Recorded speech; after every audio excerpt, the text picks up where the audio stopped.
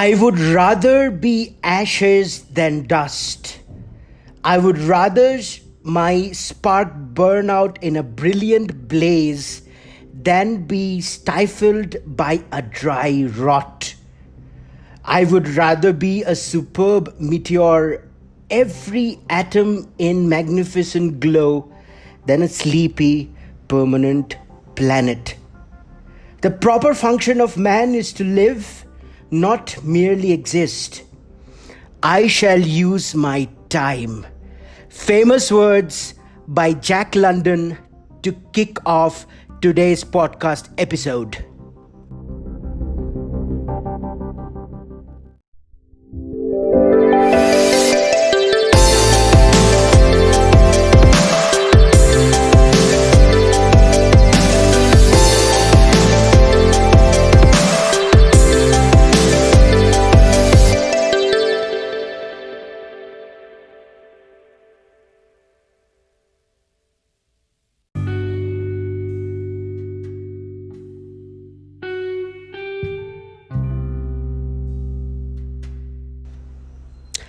Hello, all you beautiful, wonderful, ambitious, intelligent people. This is Escape the J Curve, episode number 7, and I am your host, Rohan Nag. Today, we are going to talk about something very important. Today, we are going to talk about my sixth business and the important lessons that I learned from it. And the lessons that I learned from my business, from starting my sixth venture, were not only business related but deeply philosophical, that helped me shape my mindset, how I think about life. And I have spoken about this in the first episode of the podcast around October 2019. I was in a bit of a funk. I had worked on a 9-to-5 job for 3 straight years after I quit my last job, and I had some friends over. It was Diwali, a very famous celebration in India. My friends went back home and I was left with myself with a feeling of discontent. After that, I realized 2 very important things. One, that I wasn't making enough money to live the life that I dream of living, period. And number 2, the most important realization: the way to find meaning or fulfillment in life. And that's a huge realization. That's what I realized in October 2019. Entrepreneurship is not only about money or fame, it's about so many different things. Entrepreneurship is an adventure. It gives a purpose and meaning to your life. It means you're creating something big. It means you are a creative person. It means you're curious. You are curious about the problems that people are facing and you want to solve them. It's about serving others.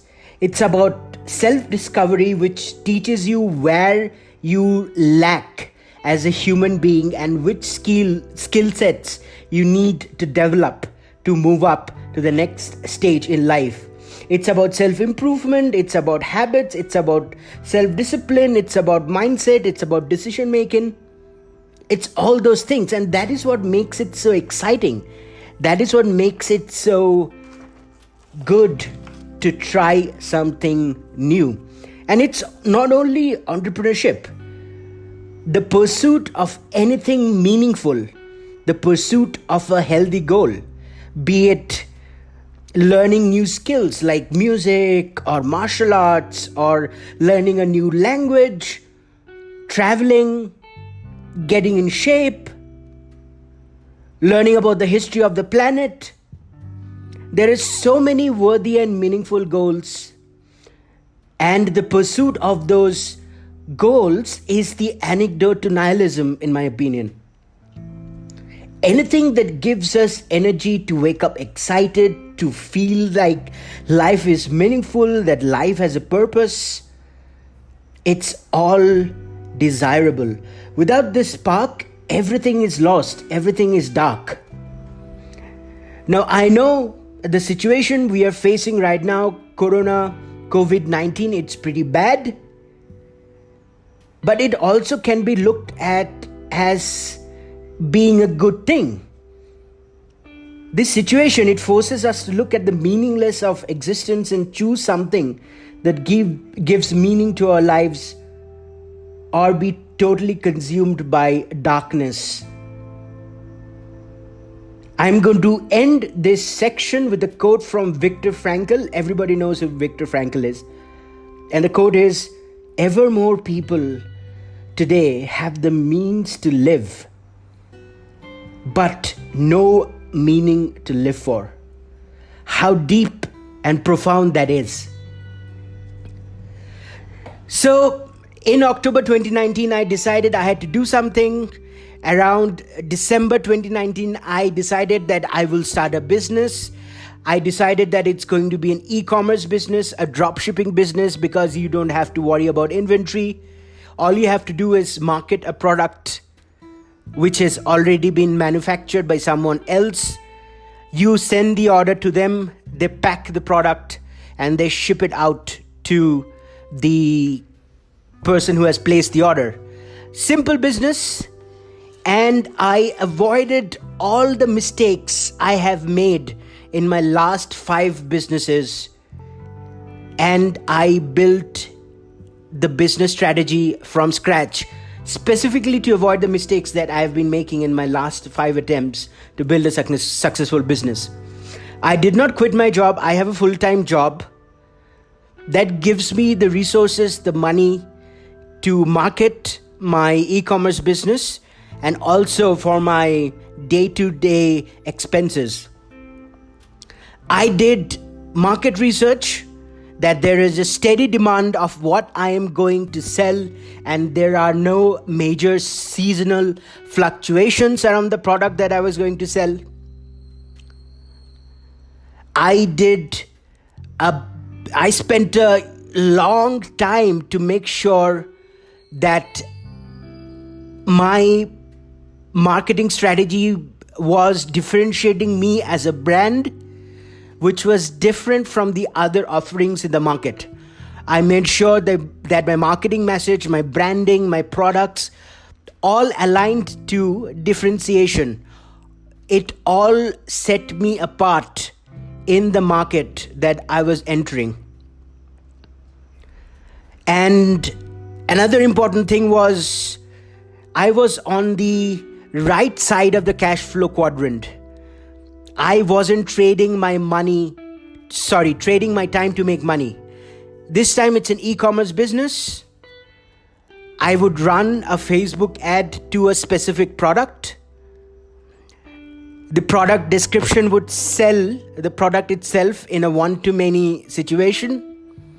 People will place their orders. I would forward those orders to the manufacturer.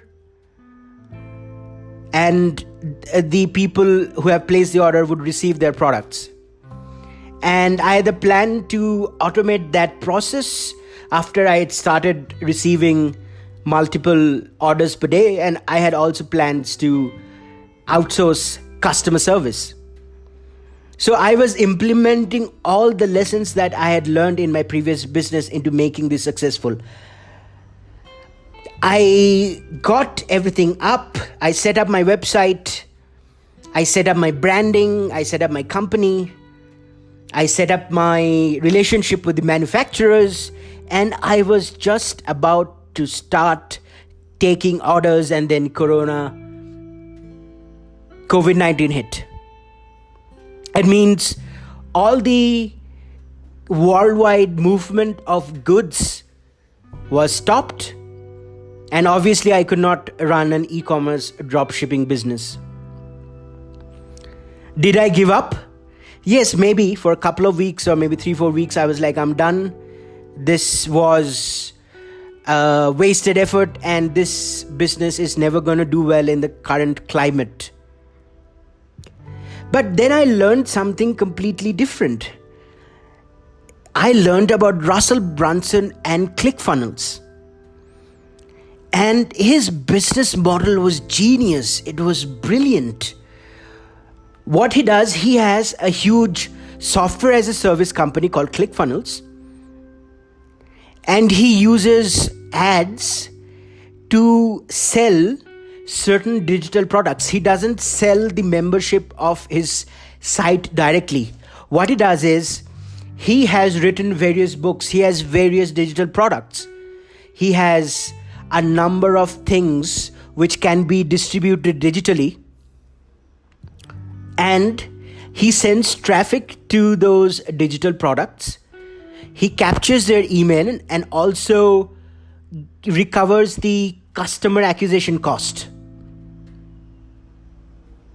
You see what's happening there? This is brilliant. This is marketing 101. This is genius. Say that it requires him to spend $12 to acquire a customer. What he does, he sells a product which is worth $12 to recover his customer acquisition cost. So basically, he's getting a customer on his email list for free. And then on his email list, he sells ClickFunnels. So essentially, he acquires a customer for free. Then he gets a percentage of his customers to buy ClickFunnels at a fraction of the cost. Do you see how brilliant that is? Boom! My mind was blown. And that's why I shifted my business strategy to content marketing. So I am no longer an e-commerce business right now. What I'm doing is I'm creating content around my e-commerce business. I am going to use that to acquire customers, and when they are ready to buy, when the global climate is better, when people are no longer suspicious of goods coming in from different countries, when COVID-19 numbers are going down, I can start selling them my physical products. This is the lesson. Actually, there are two important lessons here. Lesson number one, business related. Before you start a business, think about what kind of products you can create in your market that can be distributed digitally and can be used to subsidize your customer acquisition cost. This is very important. This is brilliant. This is amazing. This is genius. I thank Russell Brunson for talking about this. So, products which can be easily digitally distributed, online products, digital products, ebooks, recordings, whatever. Price it in a way that it covers your customer acquisition cost. Then on the back end, through your email list, you sell a higher ticket product. And second learning is a bit more philosophical, that we need a purpose or a meaning or a big goal to our lives to make it fun and for it to not be a boring, day-to-day existence. Any big goal, entrepreneurship being one of them, can add that meaning. And COVID-19 is a very good time to explore your talents and figure out how you want to serve others. Thank you so much for your time. I'll meet you guys tomorrow, and this was episode 7. Thanks a lot. Have a great weekend.